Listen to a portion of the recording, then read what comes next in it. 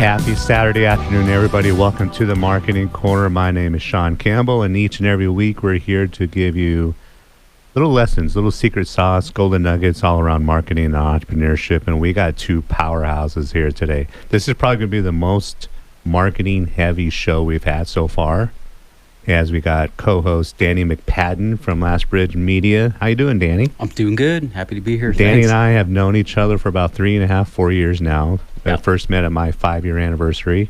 Yep. And you were doing some work for Mr. Hotman.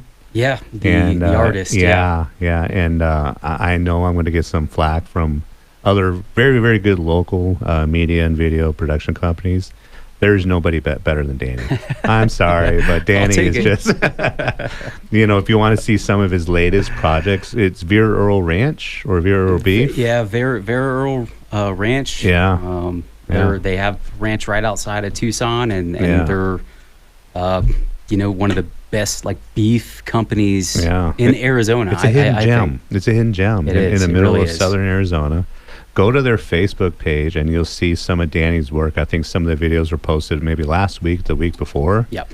The videos are phenomenal. And, since I've known you, Danny, and you've grown so much. I thought you were, unbelievable when I met you. But your videos just keep her like, wow. Yeah. Whoa. I appreciate it. Yeah. Yeah. I think if you can't look at your videos from 3 or 4 years ago and be disgusted by them, then maybe you're not They're way growing. better than what I could do. No, but I know. Especially your Vera Earl ones, they're tremendous. Yeah, well, they're the real deal. I mean, they're cowboys. It's something like you would see in a Wild West movie. I hope they fed you afterwards, right? Oh yeah, oh yeah. That was one of the funnest shoots I've ever done. You could tell that was a tremendous. All the clips that I've seen, just phenomenal work. Hats off to you, man. Just thanks. Unreal. So we'll get more into some of your do's and don'ts when it comes to video production, storytelling here pretty soon. Special guest Mo Rousso. Hey, Shawn. How you doing, Mo? I'm excellent, thank you, and thanks for having me on. Thank you, man. I've watched your first 3 shows, and your first 3 guests. So you're the guy who's watched all 3. Yeah, I think I'm the only one who gives you little heart emojis on each one. Yeah. No, your first 3 guests have just been incredible, so I'm honored to be here. No, the honor is ours, Mo. You are a tremendous resource. So I feel like you need to invoice me every time we hang out. Because I leave like, whoa, I can make that mind happen. blown. Yeah, you can. I hope you don't. That's why I take care of lunch as much as I try to anyway, right?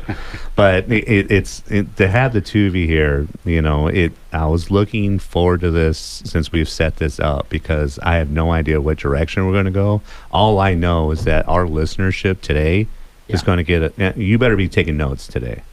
You better be taking notes, right? Because if you're not, then watch this later on YouTube at the Marketing Corner, hosted by Shawn Campbell, or listen on Spotify, right? So if you have any questions for Danny or Mo, it's 520-790-2040. That's 520-790-2040. If you want your business to grow, if you're thinking about starting a business, if you're a solopreneur, Mo and I had a lunch yesterday for a couple hours just talking about solopreneurship, just blown away by that. We're just kind of spitballing and just, like two, like musicians or artists how would get together, and just the ideas that we're just kind of throwing out there. Yeah. So it was tremendous. I was so charged up after our lunch yesterday. Yeah, I know. And we had nothing really planned. We kind of got together, and then all of a sudden we're like, I'm taking notes. I think that's where the best ideas come from. Right. Just sitting down casually with somebody. Yeah. Mo, why are you here? Why are you here? Tell the audience why why you're here. You mean, why am I on this planet, or why am I why are you on this show? Because I know why you're here, but brag about yourself a little bit. Oh gosh. All right, so I got to start at the beginning if you want me to talk about we myself. Only got an hour, Mo. All right, well, I'll give you the condensed version. So I'm not a native Tucsonan, but I was brought here by my parents at 3 months of age. So I basically, this is my hometown, right? Yeah. My parents are immigrants from Greece. I was born in Greece. My dad was a survivor of the Holocaust in Greece, so he went through all the Nazi internment camps and all that stuff. Had tremendous wounds on his legs from being machine gunned and blah, blah, blah, blah.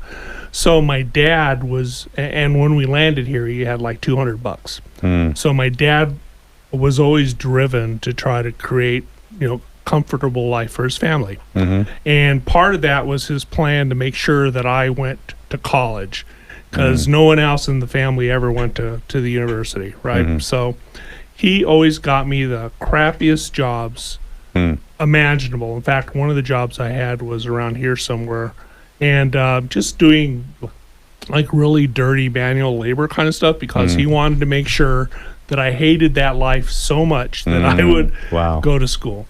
So I went to the University of Arizona, got my degree in mechanical engineering, then got an MBA, then had started my career as an engineer working for a power company up in Colorado.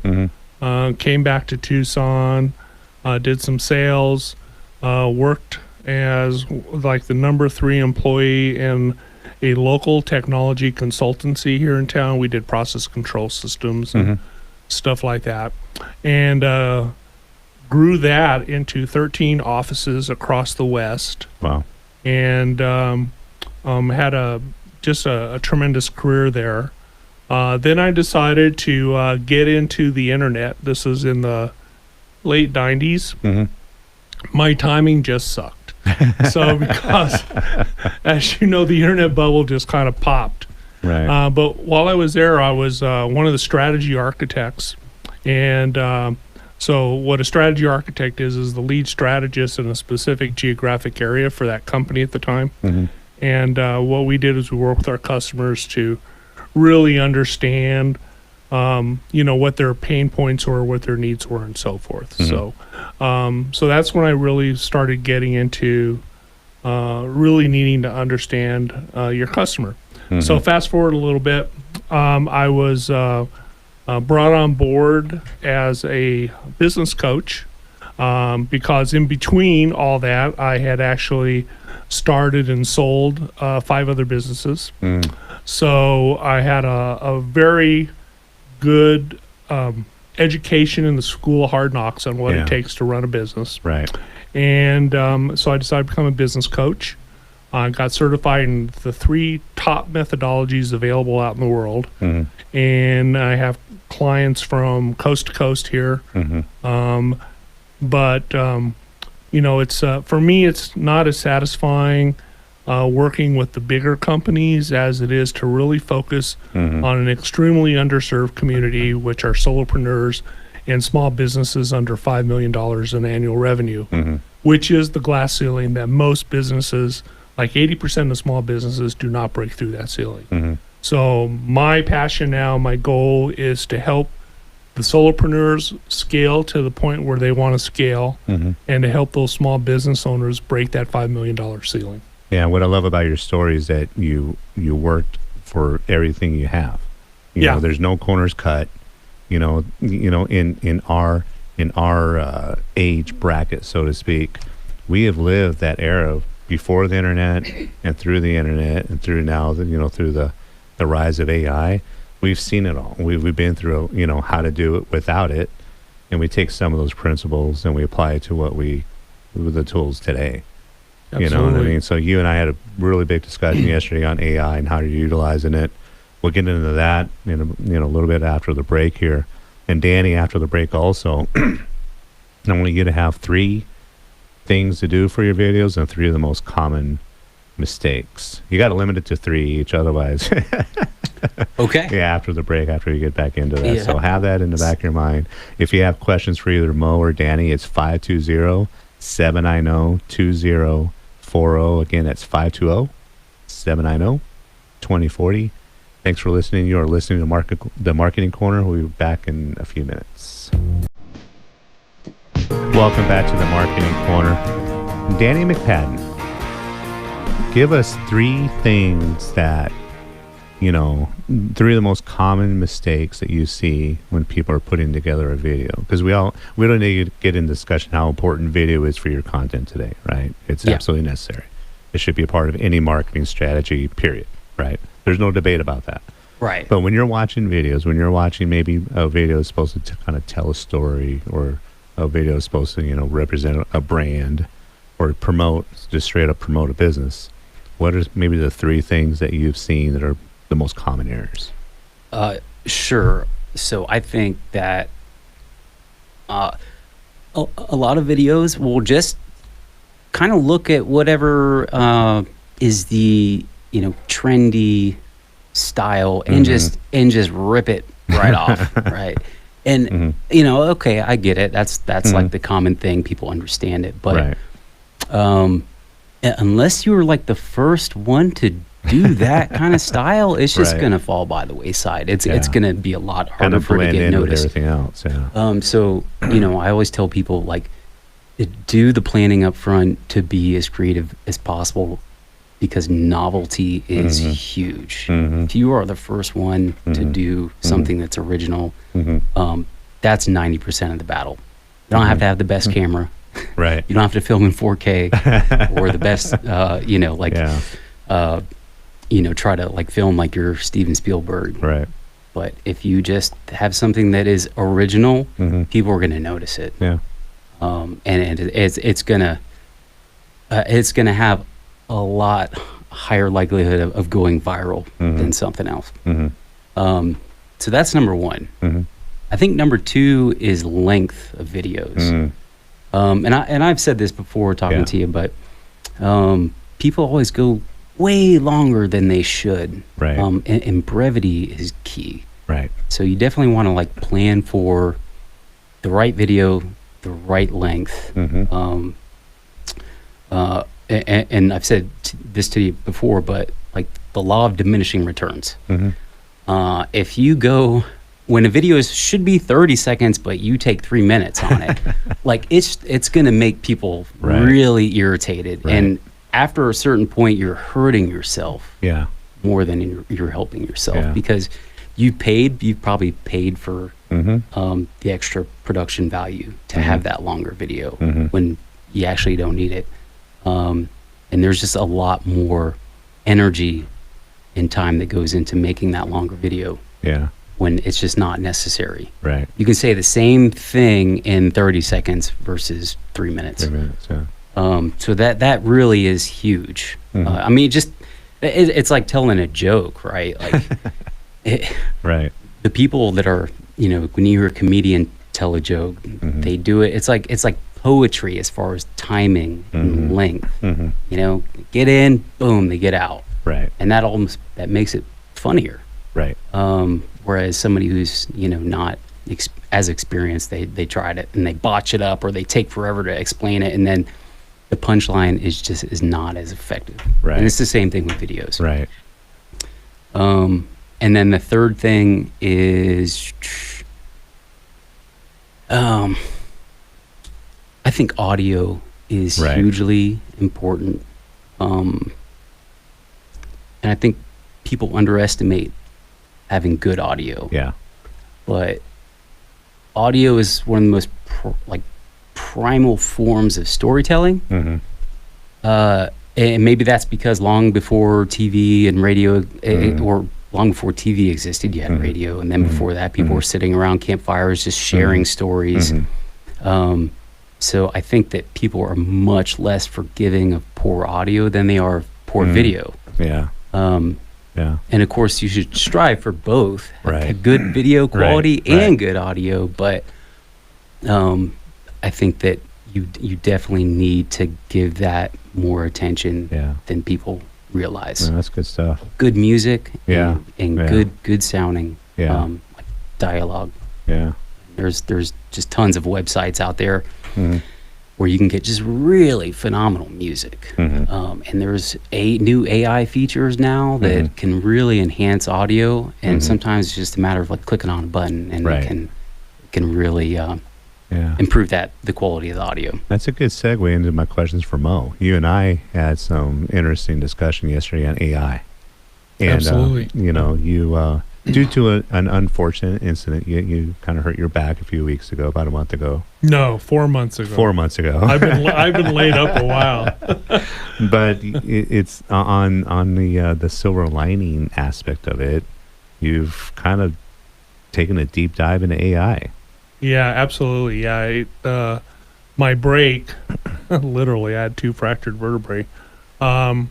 So I had those 4 months to really take that deep dive into AI, to look at all the capabilities it has to offer, and to realize that most of us miss the capabilities of the AI because we don't know how to tap into it. Right. So I've been spending a lot of time with my best friend called ChatGPT right now. And that's my best friend. and ChatGPT is just amazing. So I have spent literally a couple of months in training ChatGPT in my writing style. So I'll give it articles that I've written. Right. In my tone, my voice, all the things that go into making an article read like I wrote it. Right. I've trained it in all the methodologies in which I'm certified in. And I've given it like 30 to 40 books that I think are really important for business owners. Yeah, and it crunched through all of that.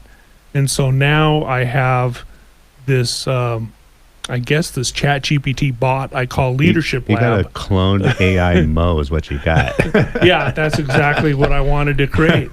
And so, because, the real key as a solopreneur or small business owner is just to automate as much stuff as you possibly can, so you can focus on the important things, which is like, really understanding your customers. And you can only do that if you get face-to-face with them, right? For the most part. Right. So I've been doing that. And then, so now I have Leadership Lab up and running. I have a newsletter. It's growing organically. We're writing some really great articles. I use ChatGPT to do market analysis for me to figure out what all the pain points are. And then we craft articles and books around those pain points. Right. And then I've created videos too, as well. Yeah. And I was telling you before we started yesterday, I had so much fun cloning my voice into AI, so I don't have to read anything anymore. AI, and it's uncannily, it sounds like me. So I think I did a good job. But it's just such an interesting time, because I remember, like, when I went to university here, I started my mechanical engineering program. I had a slide rule. There were no calculators. There were no nothing. Right. So the journey that I have lived through, from the moon landing, the Apollo program, all the way to today, and all the various technologies that have emerged from that. Oh my God, it's mind-boggling. It is. Like Star Trek communicators. Well, that's our iPhone or my iWatch or whatever it is. Yeah. Real quick, all that content can be found on LinkedIn. Go to Mo Rousso, MoRousso, connect with Mo, and you can see all this content. You mentioned your laboratory, your learning laboratory. Leadership laboratory. Yeah. And it is just phenomenal. I was wondering, how is Mo putting out all this content? And we kind of shared the secret sauce yesterday, and I read through a lot of it, and I had no indication it was AI generated. Yeah, because I took the time. It learned your writing style. Your just. I mean. More times than not, I'll admit all my articles on LinkedIn are generated by ChatGPT, right? Yeah. And I've honed it in, not to the extent Mo has honed his voice in on that, but there's a few little things I go through and I kind of scrub and make it more me, so to speak. Yeah. But Mo's content, I could not tell. I didn't realize it was that much generated by AI. Yeah, I think that's and there's usually a lot of dead giveaway. If you just take something, copy and paste from ChatGPT, it's very obvious usually, because it likes to use the same words over and over again. Right. Beacon of hope. When it first started, I was dabbling in it on a client of mine that I won't mention. She's unbelievable. I was creating some content for her on LinkedIn and Facebook, and she gives, she never calls me. She's like, since when did you become an expert in my field, Shawn? I was like, I've been studying a little. She's like, no, you're using ChatGPT, aren't you? And I'm like, well, maybe. She was like, keep it up. It's good. She gave me a few little pointers on words to avoid and whatnot, but she was all for it. Mo, I'm curious, when it learned your voice, you said you were doing voiceovers, voice dialogue. Oh yeah. When I imagine it probably took an hour or so to kind of feed it your style of delivery, of how you talk. You mean when I trained it to do the voiceovers using my actual voice? Yeah. Yeah. No, it only took like 10, 15 minutes. as long as you have the tools already in place. Yeah, and so when it finally did give you like a reading back after you took the time to set it up, did you have to kind of tweak it from there? Like, oh no, that's actually not how I talk. Not at all. I mean, I was just blown away. Wow. Absolutely blown away when it read back. So the first thing I'm doing now is I've created a very short, under a minute video to do book summaries, and I'm doing the first book summary of my book that just got published a few days ago, and so I'm having it use my voice as the voiceover on that. Yeah. Wow. Yeah. Plug the book real quick. What's the name of the book and where can it be found? Oh my God. It's on everything I have's on Amazon. I actually have 3 books on there right now, and I've got 2 other books in the works right now. So just bear with me. I can't remember all the titles because I'm getting old. It's all right. When we got about a minute before we head on break, as Mo looks into those titles, if you have any questions about your video production and video marketing, or this topic about AI, I know if you're listening out there, I mean, there's no such thing as a bad question, right? I think a lot of people are maybe intimidated by the use of AI, or maybe they think it's not as, that you're cheating, so to speak. So we'll get into that discussion after the break here, because there are some legitimate concerns, right, about the use of AI. But in my opinion, and I think the 3 of us may agree on this, if you're not utilizing AI to make yourself more productive and more efficient and put out that content and put your voice above all the other noise out there, then you're going to be left way behind. Not just kind of behind, not just middle of the pack, but the people that are utilizing AI now to create their content are rising to the top. So, but we'll get into your books after the break, Mo, and Danny will hopefully get a few callers, 520-790-2040. You are listening to The Marketing Corner. We're back in The Marketing Corner, and we have a gentleman on the phone, on the line with us. I think it's a guy named David. Is that right? Is there a David on the line? Hello, can I hear you? Hey, John, can you hear me? Yes, we can. How you doing, Mr. Bradley? I'm doing great, man. I'm doing great. This is an awesome segment, an awesome show today. It is, yeah. Mo and Danny, I saw at the hot seat when you guys were doing that. I was very impressed with what you were talking about. And Mo, I'm going to get your contact information to discuss more in the future. Real quick, a comment with Danny, on the content, right? Planning, being creative, being original, right? That was spot on,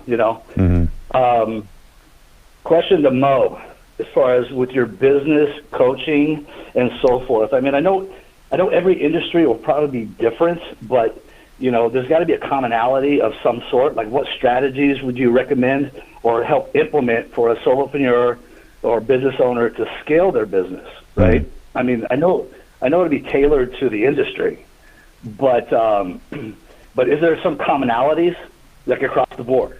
Yeah, absolutely, and thanks for plugging my book. Because that's what my first book is all about, is what are those common things, regardless of what vertical market you might serve or whatever type of business you are. These are all the types of things you need to know how to do in order to scale, or at least to reach a level of income that would make you feel comfortable with your life and help you achieve your goals. So but probably the place to start, and if you were at the hot seat where you heard me talk before, the number one thing everyone needs to do who's a business owner is really know your customer, right? And by knowing your customer is you engage in conversation. Some of them can be automated, but the most information-rich conversations are held face-to-face. And what you're trying to do is really understand their pain points. As they're growing, as they're scaling, as they're bringing their product or service to market, what obstacles are they hitting?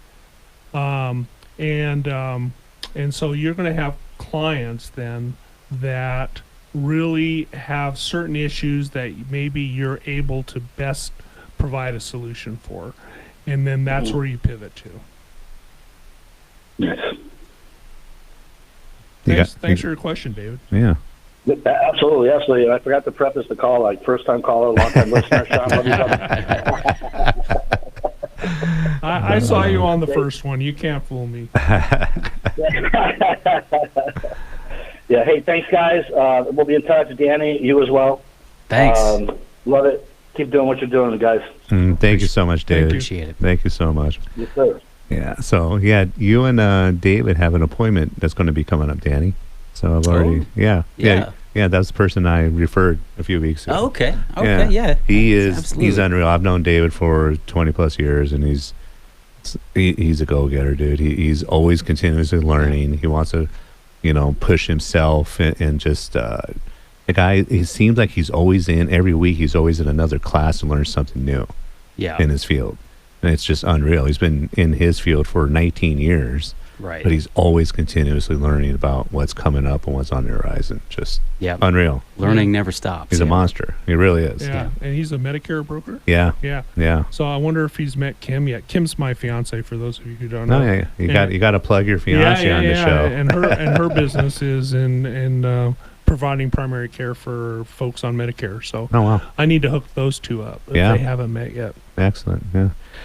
Danny, getting into, real quick, you mentioned the hot seat a couple times, Mo. The hot seat is an event where we have a couple of panelists in an open forum type of discussion at the Sands Club every second Tuesday of the month. If you have any questions about that, if you're watching this on YouTube or listening to Spotify or whatnot, put them in the comments and I'll give you more information on that. But every second Tuesday at the Sands Club from 4 to 5. Then from 5 to 7, we have a networking event as well. So that's what the hot seat, that's what Mo was referring to. As we kind of were in break, Danny, you wanted to talk about some of the misconceptions about video production? Right. I think that a lot of customers, they think that the video process is one thing, or video production is one thing. But it's not really reality. So I just kind of want to dispel some misconceptions out there that a lot of people have with video in general. And, the first thing is that you need expensive equipment. Like if you have a company and you want to do videos in-house, you do not need expensive equipment. There are so many other variables that are more important. Like storytelling, like coming up with those creative novel ideas like I discussed earlier. Storytelling is probably the number one thing you should strive for. Because as you mentioned earlier, as a human race, it's in our DNA. And that's the best way to connect with people. And, don't get me wrong, you have to have like a good camera. You have to have a decent camera and microphone, but you don't have to have the best. Like, usually the cheapest piece of gear and the most expensive piece of gear are usually like the two worst deals. And I've kind of fallen into that trap myself because I've purchased some more expensive stuff, for my own podcast and whatnot. The thing is, it takes me so long to learn how to utilize it. Where I could have just maybe used my phone or a GoPro or something a lot more simple. You know what I mean? I mean, the key is just get something that's good enough. And then, like, you can have a $20,000 video camera, but if you don't have good lighting, or even lights, period, then it's not gonna. You're not gonna get the most out of that $20,000 camera. It just becomes kind of a paperweight. I have a home podcast studio, if you will, and for my audio and video equipment, I must have spent like $500-600 is all. And it's really good stuff. Oh yeah, I mean you can really go far with just equipment that's good enough, as long as you kind of factor in those other things, storytelling, having lighting, appropriate lighting, things like that. And getting back to the discussion about AI, I think a lot of the barriers that people have in their minds about utilizing AI is that, and maybe admit it or not, but they're a little intimidated by utilizing AI. Yeah. Do the two of you kind of feel that way? Well, I do. I can. Let me just talk about like Sora, like video production software, like Sora, and there's a few other ones that can actually generate like video clips. Yeah. It is still really hard, and a lot of that software is still being tested. It's not even available for the public to use. Right. But just to get something to look normal is so hard to do, even with just still images. If you're touching up a photo, replacing a different background or whatever, like it still takes a lot of finessing. So I definitely get like that kind of that stress that people feel with AI software. Right. And yourself, Mo? Well, I'm an engineer, so there's no problem we can't solve, right? So, Yeah. So I've dived into the AI world with both feet. I've learned, how to craft the right prompts so I can have actually meaningful, productive conversations with the AI tool. And I use AI tools for not just ChatGPT, but for video production, for like Canva Pro for design work. I do my own design work. I use AI-based content schedulers that schedule all my content through all my social media platforms. So once I get that set up, I don't have to touch it again. I created all the content that goes in there. It's really important to have a mix of video and text. And I think Steve Nunez on your first show said that videos get 300 times the impressions that text does. So having video is really, really important. One thing I want to dispel is like the utilization of AI is not going to directly lead to a higher ROI on anything you do. I use AI for more content, to be more efficient, more automation. But at the end of the day, the person that's closing any of my deals is me, right? So there is that balance between becoming or staying up to date on what's available out there, but also staying up to date on your personal skills. That's one thing that I think the three of us will always going to have above our competition or alongside our good competition is the ability to speak face to face. Absolutely. That's why networking is so important. And to listen, and the ability to connect with people on a personal basis. So I don't want anybody listening out there thinking that, we automate everything, we use AI, and then we, rake in the millions. That's not the way it works. Lay on the beach. No. No. AI is an iterative process. Yep. Because, garbage in equals garbage out. That's that old computer standby. And it's true with AI today as well. So you have to be there, and you're basically quarterbacking whatever the content is or whatever it is you're trying to produce. Because if you just leave it up to AI, it's going to miss. It's going to something's going to happen. And if you just post it as is, it's not going to be the kind of message you want to put out there under your brand. Right.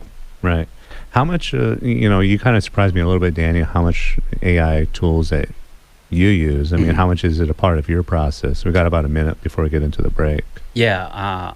I mean, it is very involved as far as really? AI. Everything from transcription of a video and being able to do text-based editing, like literally like you're editing a Word document. It's all synced up with video footage, and you can edit. You can just type in a certain word, and then you'll find that sentence, and then you can just cut that sentence right out. It'll all kind of reflect with the footage. Is that Descript? Descript does that. Adobe Premiere does that, and some of the other ones do that. And then also, like the audio piece is a big part of it too. Just being able to enhance someone's voice or cut out background noise. That is a big, powerful tool with AI. What I love about this, I could feel the enthusiasm that you guys have of learning. You know what I mean? So, which is a part of a entrepreneur's journey continuously. So, if you have any questions, 520-790-2040. We'll be back after this break. Last segment of the Marketing Corner. If you have any questions for Danny or Mo, 520-790-2040. As we get into the last segment, I always want to thank John, our engineer, for helping us out during every show. The Marketing Corner sponsors, including David Bradley from Medicare A to Z, Candace Eaton from Eaton Photography, Jamar Jordan, a tax specialist, Roger LaFaye from LaFaye Processing, of course, Danny McPadden, our co-host today. For the first year or so, I thought it was McPadden, yeah, until you corrected me. Everybody does. And then Mark Weiss from Sales Performance Strategies. And next week, we're going to have a very marketing heavy, again, like this, we're going to follow up episode with a guest. Still kind of haven't nailed them down yet. So, but it's going to be a tremendous guest nonetheless. So you got to plug your books in, Mo, before I get into this last question. Yeah, just let me tell people about my books. That'd be great. So I mentioned something earlier about the solopreneur and small business market. So if you look at that market, there's about 33.7 million different businesses. Millions of businesses. Yeah. And out of that 33.7, 27 plus million are solopreneurs. Wow. So if you look at the size of the market and also realize that it's a very underserved market, like for example, as a top tier business coach, I command annual fees for my clients of over $100,000 a year, right? A solopreneur or a small business for that matter cannot afford me to do that, right? So what I'm trying to do through the creation of these books and through the creation of my solopreneur, I guess, coaching direction I want to head in is I really want to serve that market, right? Because that speaks to me. I've walked in their shoes, and I really want to help them. And it's also a huge market that if I'm successful in it, then we'll all be successful together. Yeah. So these books that I've created are part of a series to help those solopreneurs on their journey, utilizing the best of the methodologies that I teach my high-paying business clients, right? So the first book is called, and it's the one that just launched, and it's unsurprisingly called Launch, A Quick Start Guide for Solopreneurs to Scale Their Business. So that speaks directly to the caller's question. And this weekend only, it's 99 cents on Amazon. 99 cents, because I want to get copies of this book out. And on Monday morning, it's going back up to $9.99. All right? So it's on Amazon. Just look it up. Look it up by my name. It's MO space ROUSSO. And it'll show you all three of my books. But I'm probably going to take one of them down because it was my first try at it, and I don't like the book anymore, so I'm going to take it down. And the other book I have is all about getting to know your customer. It's called Unlocking Customer Desires, 3 Tools for Solopreneurs and Small Business Owners. Nice.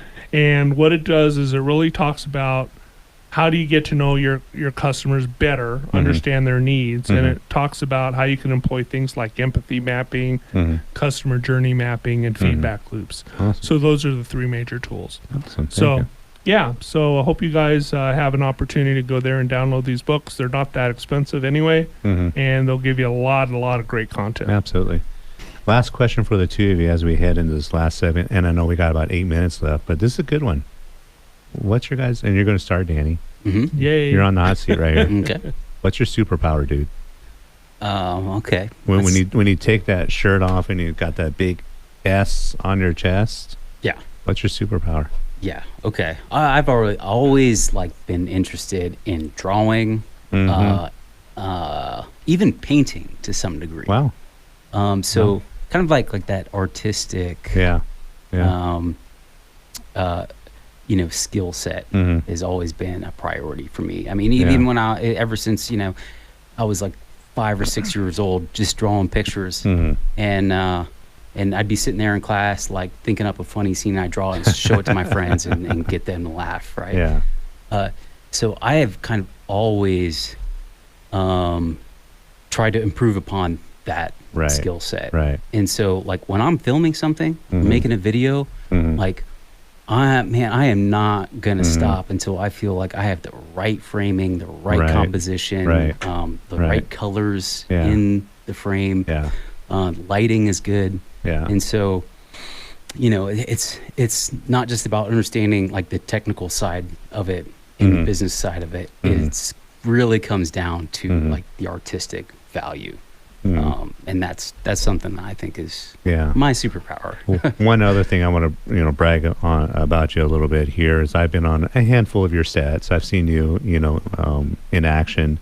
You are unbelievable with your clients, because a lot of us do not like being on camera, don't like the way we look, but you are spectacular at easing your clients into producing the video that needs to be produced for them.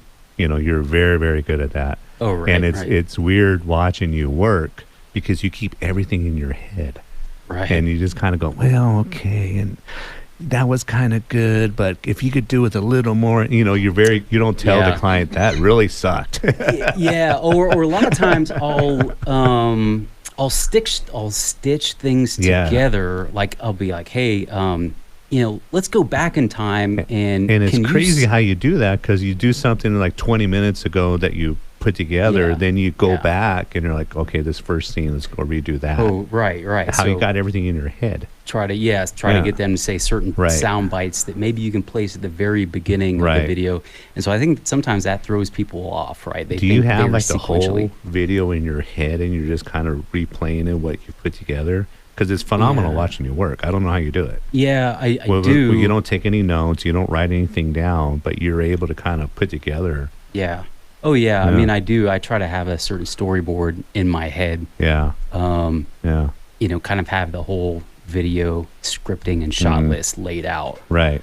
And that saves a lot of time and kind of keeps everything focused. Right. If I feel like, at the end of the shoot, I'm like, oh, wait, we don't even have like an establishing shot or like an establishing soundbite as to why this company or this thing or product is important, or what it even is, then like the whole thing doesn't work. Yeah, I don't want to give it away, but your hook, your lead into the Vera Earl video was perfect.